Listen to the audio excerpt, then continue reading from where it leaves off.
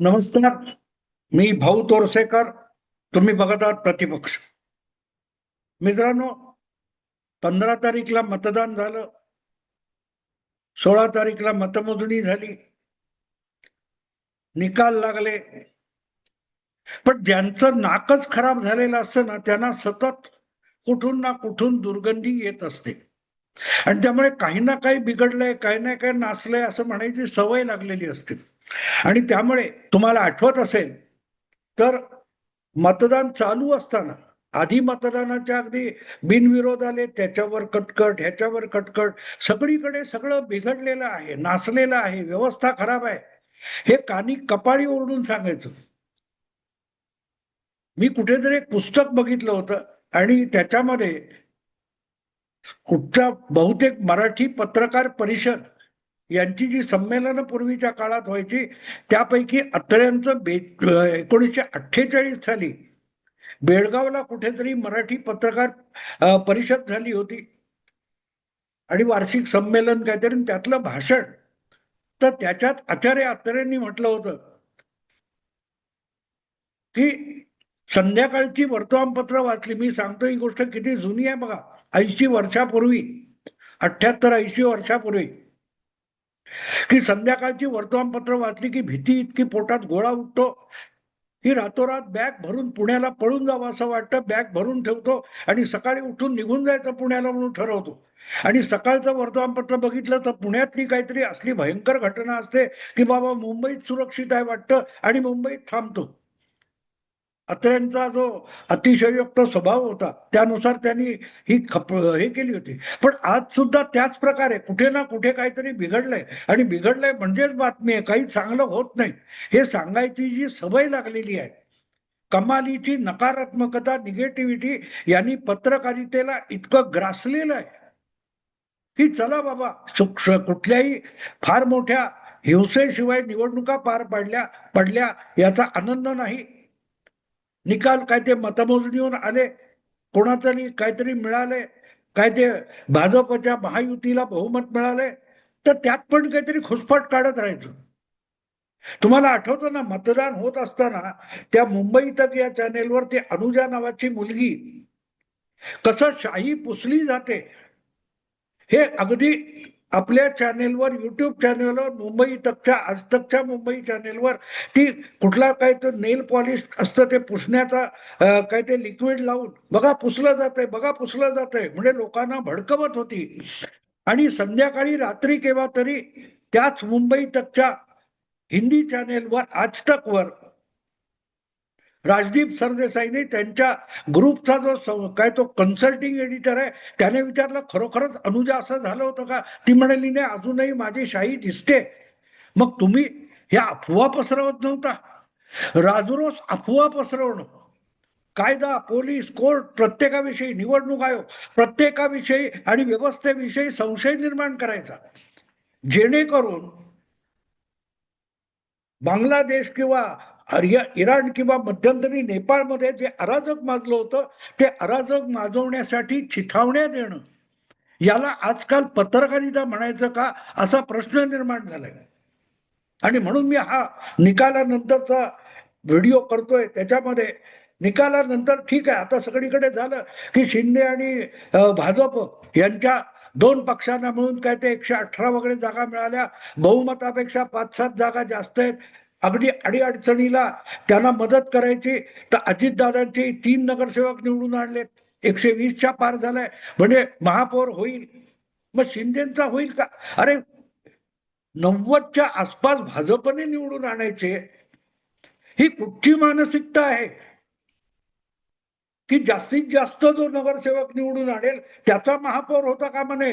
तुम्ही दुसऱ्या कुठच्या तरी छोट्या पक्षाला महापौर दिला पाहिजे.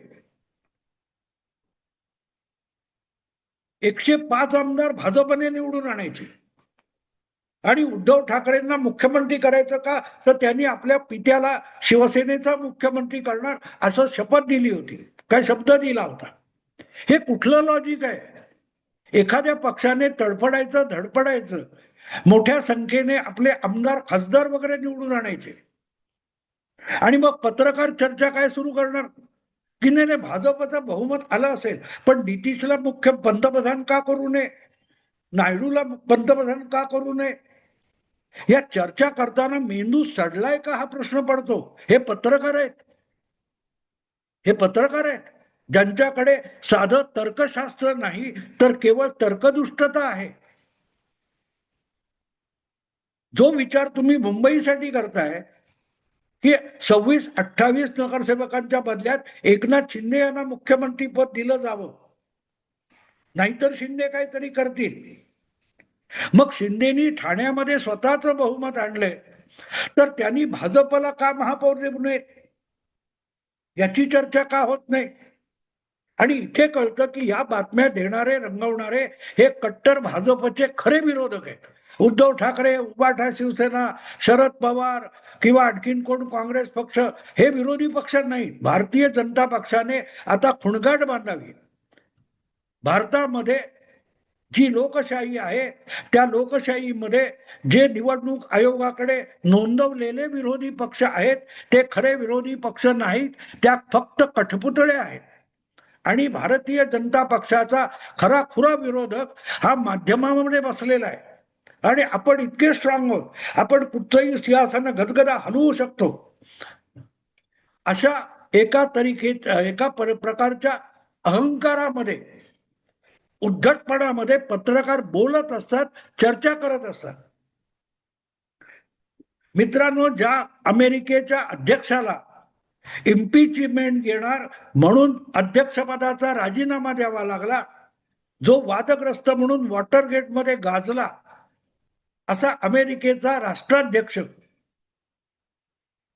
रिचर्ड निक्सन याचा एक व्हिडिओ मला बघायला मिळाला. रिचर्ड निक्सन यांनी एका मुलाखतीत सांगितलं होतं की जगाला असं वाटतं की अमेरिकेचा राष्ट्राध्यक्ष हा महासत्तेचा महासत्ताधीश आहे, तो सर्व शक्तिमान आहे. तो म्हणाला नाही, अमेरिकेचा अध्यक्ष सुद्धा अमेरिकेची सर्व सत्ता आपल्या हाती असून जेवढा स्ट्रॉंग किंवा शक्तिमान नाही, त्याच्याकडे असलेली लष्करी यंत्रणा आणि सज्जता सुद्धा शक्तिमान नाही. सर्वात शक्तिमान कोण असेल तर अमेरिकेतला मीडिया शक्तिमान आहे, कारण तो कुठेही लोकशाहीतून निवडून आलेल्या नेत्याला, राष्ट्राध्यक्षाला बदनाम करून आयुष्यातून उद्ध्वस्त करून टाकू शकतो. भारताचा मीडिया हळूहळू करत त्या बाजूला झुकलाय आणि त्याचा सगळ्यात भयंकर साक्षात्कार हा गेल्या 2-3 महिन्यामध्ये नगरपालिका, नगर परिषद आणि महापालिकांच्या निवडणुकांच्या निमित्ताने आलेला आहे. धादांत खोट्या बातम्या रंगवल्या जातात, धादांत खोट्या, बेछूट खोट्या बातम्या, अफवा पसरवल्या जातात. आणि अफवा पसरवणं म्हणजे परखड पत्रिका आहे, पत्रकारिता आहे, असा एक आव आणला जातो. आणि त्याचा सगळ्यात उत्तम नमुना म्हणजे ही अनुजा नावाची मुंबई तकवरची मुलगी, ती आपल्या लाईव्ह मध्ये दुपारी काय 12-1च्या सुमाराला मी मतदान करून आले बघा, मी असं ऐकलं आणि आता मी तो हे काय तो नेल पॉलिश रिमूव्हर ऍसिटोन घेऊन आलेले आहे आणि ती कॅमेऱ्यासमोर ते करून दाखवते. आणि त्या कॅमेऱ्यावर टिपून दाखवलं असताना सुद्धा तिच्या बोटाला लावलेली शाई संपूर्णपणे पुसली जात नाही हे दिसत आहे, तरी ती तोंडाने सांगते बघा शाई पुसली जाते की नाही, बघा कॅमेऱ्यावर दाखवते मी. कॅमेरा जे सत्य आहे ते टिपत होता आणि तिच्या बोटाला असलेली शाई दाखवत होता. आणि ती शाई ती दाखवत असताना सुद्धा पुसली गेलेली नव्हती. आणि त्याच्यानंतर तब्बल 7-8 तासांनी इंडिया टुडे या राष्ट्रीय चॅनेलवर राजदीप सरदेसाईने तिची मुलाखत घेतली आणि त्यामध्ये ती परत एकदा बोट दाखवते आणि तेव्हा 8 तासानंतर सुद्धा अनुजाच्या बोटावर शाई असल्याचं तिने दाखवलंय आणि तोंडाने कबूल सुद्धा केलंय. मग प्रश्न असा येतो की 6-7 तास आधी मतदान चालू असताना अनुजा नावाची ही मुंबई तकची तरुण मुलगी पत्रकार ही काय करत होती? अफवा पसरवत होती, अफवा पसरवत होती. ती अर्थात निरागसपणे उथळपणे करते हे मान्य आहे मला, पण त्यातून मुंबई तक सारख्या, आज तक सारख्या लोकांची विश्वासार्हता आधीच धुळीला मिळालेली आहे.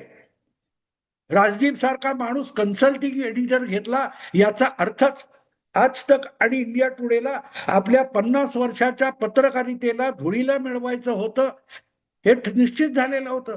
अन्यथा राजदीप सरदेसाईला सल्लागार संपादक म्हणून घेतला नसता.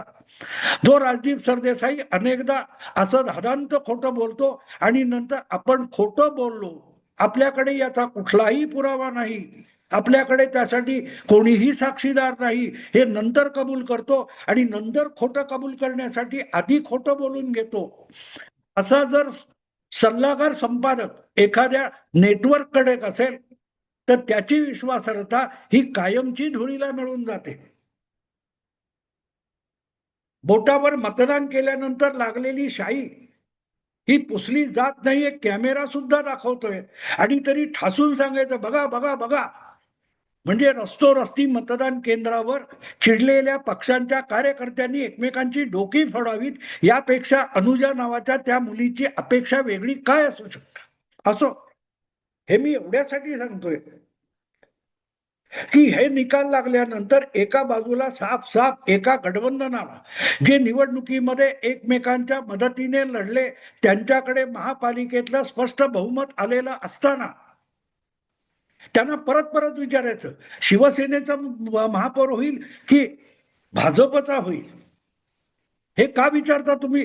परत परत दोन्ही पक्षाचे नेते सांगतात तो मराठी असेल आणि तो हिंदू असेल आणि तो महायुतीचा असेल, तरी परत बोलायचं तो शिवसेनेचा असेल की भाजपचा असेल.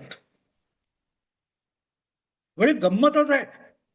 उद्या ह्या मुली जो कोण असतात असल्या किंवा पत्रकारितेत काम करणाऱ्या मुलीला विचारलं की हा तुझा मुलगा आहे, तो तुझ्या नवऱ्याचा सुद्धा मुलगा आहे का, असं विचारणार का तुम्ही? किंवा एखाद्याला कोण बाप असेल त्याला विचारणार हा तुझा मुलगा आहे पण तो तुझ्या बायकोचा पण मुलगा आहे का? इतकं तर्कहीन आणि तर्कदुष्ट प्रश्न विचारणं हे किती भयंकर आहे हे समजून घ्या. भयंकर आहे. आणि त्यामुळेच निकाल लागले, स्पष्ट चित्र झालंय. तर भाजपचा महापौर यांना नको आहे म्हणून ते एकनाथ शिंदेच्या गळी पडायचा प्रयत्न करायचा. तर हे खुळे पत्रकार एक गोष्ट विचारतात की एकनाथ शिंदे हा उद्धव ठाकरे नाही आहे. कोणीतरी शरद पवारांनी मुख्यमंत्री पदाचं गाजर दाखवलं आणि गेला धावत आणि 2.5 वर्षामध्ये इतका घसरत आला की पुढच्या 5-6 वर्षामध्ये पार मुंबईत महापौर करणं सुद्धा देवाची कृपा असेल तर असं म्हणायची अगतिकता उद्धव ठाकरेंकडे आली. एकनाथ शिंदे तेवढा भरकटणारा माणूस नाही. एकनाथ शिंदेकडे कमालीचा पेशन्स आहे, संयम आहे, प्रतीक्षा करण्याची क्षमता आहे आणि त्याच्याही पलीकडे एकनाथ शिंदे हा कमालीचा व्यवहारी माणूस आहे. म्हणून रिक्षा चालवत शिवसैनिक झाला, शिवसेनेचा उपशाखा प्रमुख, शाखा प्रमुख, विभाग प्रमुख, जिल्हा प्रमुख, आमदार, मंत्री, मुख्यमंत्री इथपर्यंत गेला. डायरेक्ट एक दिवस पक्षप्रमुख होता, दुसऱ्या दिवशी मुख्यमंत्री. असला उतावळेपणा एकनाथ शिंदे करत नाही.